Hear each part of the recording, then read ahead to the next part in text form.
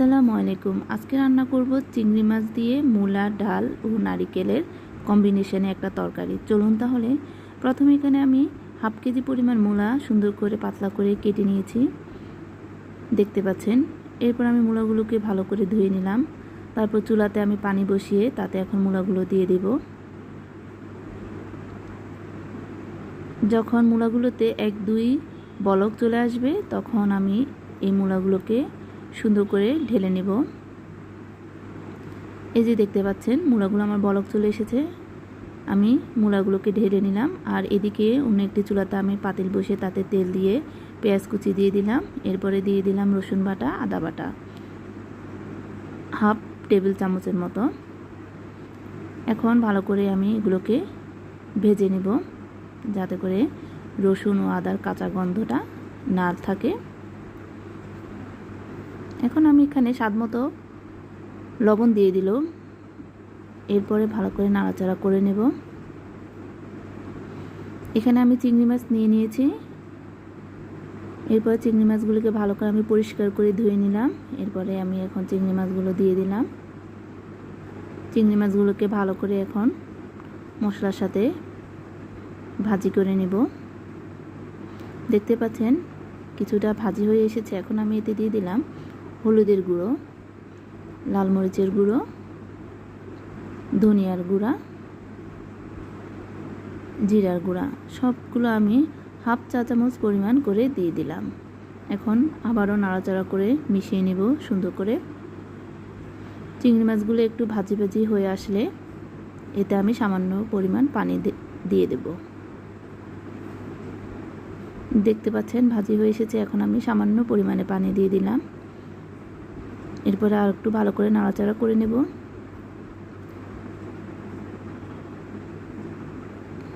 এখন আমি এখানে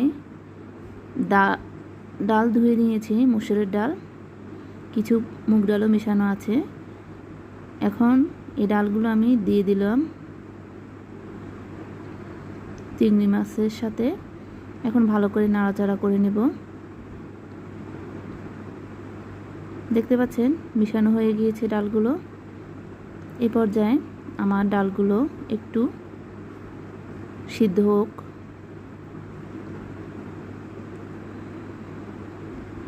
দেখতে পাচ্ছেন পানিগুলো শুকিয়ে গেছে। আর এতে আমি আর একটু পানি দিয়ে দিলাম।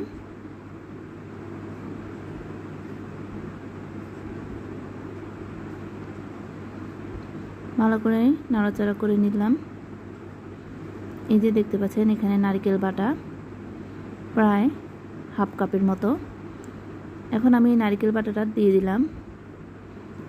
একটু বেশি পরিমাণে নারকেল বাটা দিতে চেষ্টা করবেন, তাতে করে স্বাদটা অনেক ভালো লাগবে। আর এখন আমি ভালো করে নারকেলগুলোকে মিশিয়ে নেব।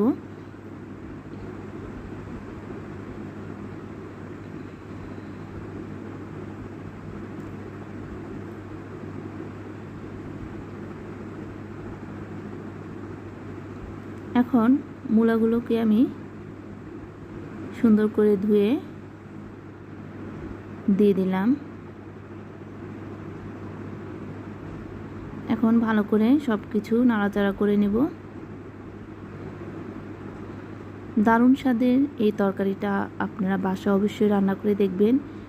আসছে এই রমজানে অবশ্যই যখন সেহরিতে এরকম একটা তরকারি থাকলে খুব ভালো লাগবে।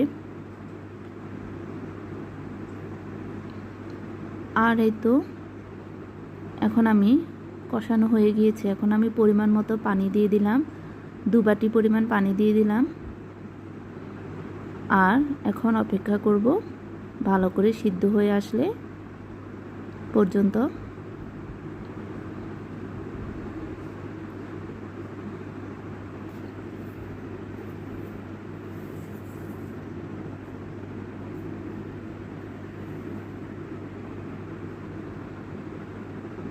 এই যে বলক উঠে এসেছে। কিছুটা ঝোলঝোল অবস্থায় আমি চুলা বন্ধ করে দেব, কারণ যখন ডাল দিয়েছি তরকারিটা একটু ডালের মতো নরম এবং একটু পানি পানি থাকবে, বেশি শুকাবো না, এতে করে খেতে ভালো লাগবে না। এই পর্যায়ে আমি ধনিয়া পাতা কুচি দিয়ে দিলাম।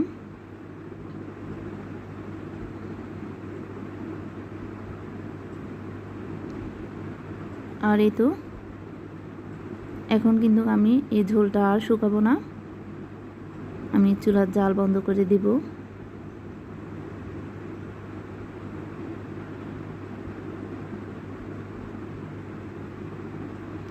এই যে চুলার জাল আমি বন্ধ করে দিলাম। আর এখন আমি এখানে বাগার দিয়ে দিলাম রসুন আর পেঁয়াজ দিয়ে। চেষ্টা করবেন রসুন দেওয়ার জন্য, এতে করে এর স্বাদ আরও দ্বিগুণ বেড়ে যাবে।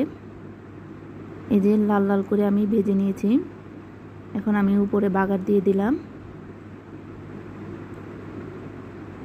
হয়ে গেল আমার দারুণ মজাদার চিংড়ি মাছ দিয়ে মূলা নারিকেল ডালের তরকারি। দুপুরে গরম ভাতের সাথে অসম্ভব ভালো লাগবে এই তরকারিটা খেতে, এবং রমজানে সেহরিতেও। আর আমার ভিডিও ভালো লাগলে অবশ্যই আমার ফেসবুক পেজকে ফলো করবেন, আর আমার ইউটিউব চ্যানেলটিকে সাবস্ক্রাইব করে আমার পাশে থাকবেন, আর কমেন্ট করে অবশ্যই জানাবেন। আর হ্যাঁ দর্শক বন্ধু লাইক কমেন্ট শেয়ার করতে ভুলবেন না। আর এতক্ষণ আমার ভিডিও দেখার জন্য অসংখ্য ধন্যবাদ। আসসালামু আলাইকুম।